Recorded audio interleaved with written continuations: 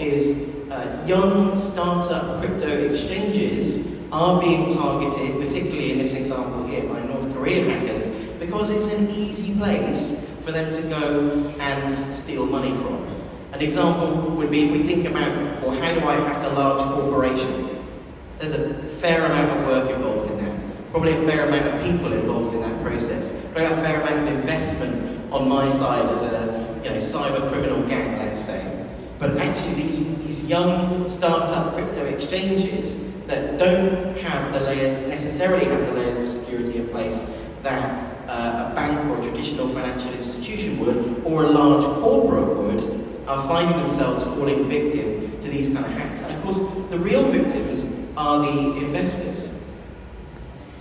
And that also is another challenge that we have in the industry. So there are about, in the US at the moment, 1,000 individuals suing Coinbase for loss of funds.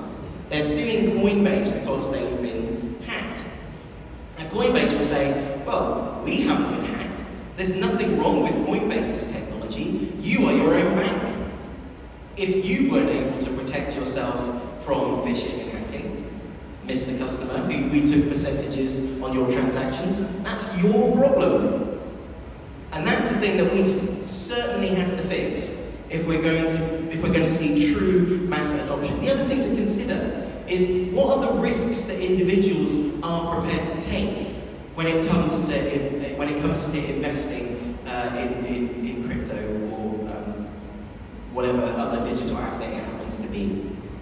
I think the reality is that you're only at the moment prepared to invest what you're prepared to lose. And there's an irony there. The irony there is the whole idea of banking the unbanked, the whole idea of this creating some kind of global social revolution, it goes out the window. Because if I'm only prepared to invest what I'm prepared to put at risk, many of those people in the world who find themselves unbanked are not going to be prepared to take that risk. This is a bigger issue that we have to be thinking about. I think what's happened in the crypto industry actually is that you've got a situation where people are seeing it as a way, the Ethereum founder was talking about this just a couple of days ago, and how what's actually happening is crypto is potentially becoming a thing that enables people who already are well capitalized. It gives them a way to potentially look to become more well capitalized or to see a better return on their investments. I'm not sure that's quite the same vision as decentralizing finance for the world or banking the unbanked. This is also really important, whether we like it or not. The idea that institutional investors would want to take crypto seriously and would want to look to become more invested in digital assets, it matters to this industry crossing the chasm and us moving towards mass adoption. And actually, recent research shows that the biggest concern for institutional investors is also security. So perceived lack of security around digital assets. So actually it's not to do with volatility. We're used to working with volatile assets. It's not to do with volatility. It's to do with the lack of perceived protections around digital assets. The other challenge we have is the way that crypto tech works. Now, there's great things about it. It's very leveling. Like, if I hold a wallet as an individual, the tech that's being applied is effectively the same as when a corporate holds a number of wallets as a company, right?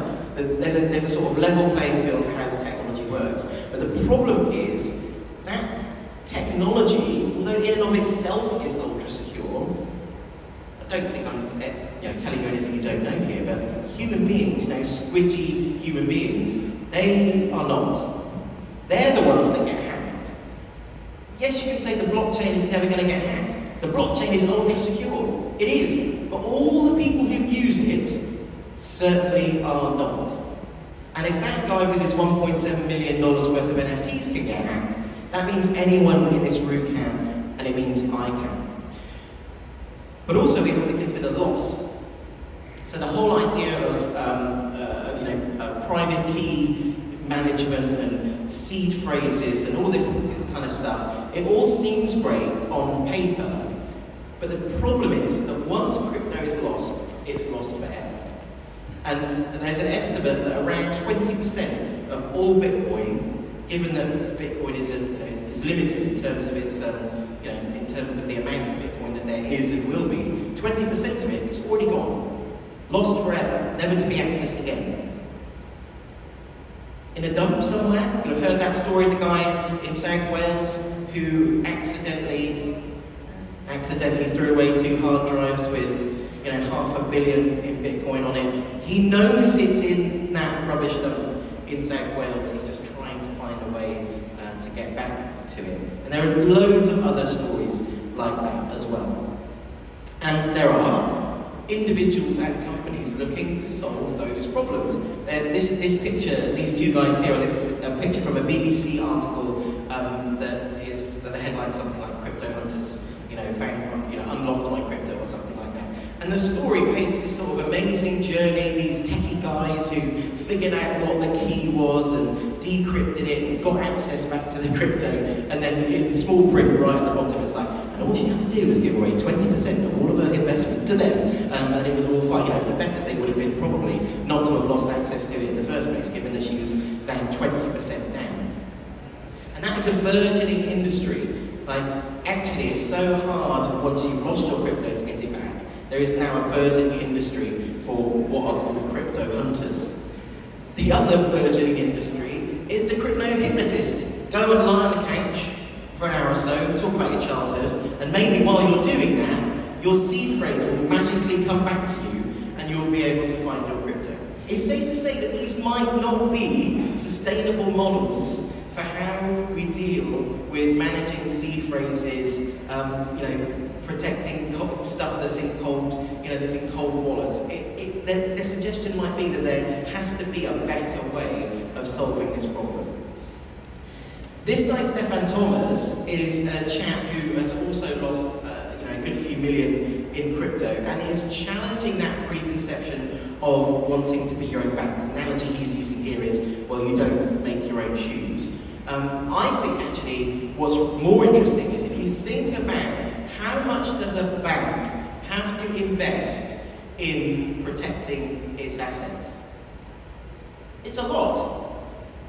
Innumerable protection technologies that a bank puts in place, and that's not even thinking about anti-money laundering or anti-fraud solutions, or think about the process that you go through if your bank account gets hacked. That's happened to me. I've had a card skimmed at a petrol station, for example, and my bank will call me up and say, "Chris, it looks like you spent £200 at Amazon on a new thing." And I say, "Well, I haven't bought that." And then I go through my bank, and my bank helps to make sure that I don't lose my fund. But none of that exists in this context. Are you ready to deal with all that if you're going to be your own bank? It's a nice idea, but the reality is nobody wants to be their own bank.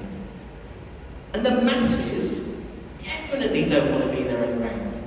So how are we going to look to bridge that gap so that the crypto curious, the crypto afraid can get to a place where they have confidence that this is the thing that they're going to invest in?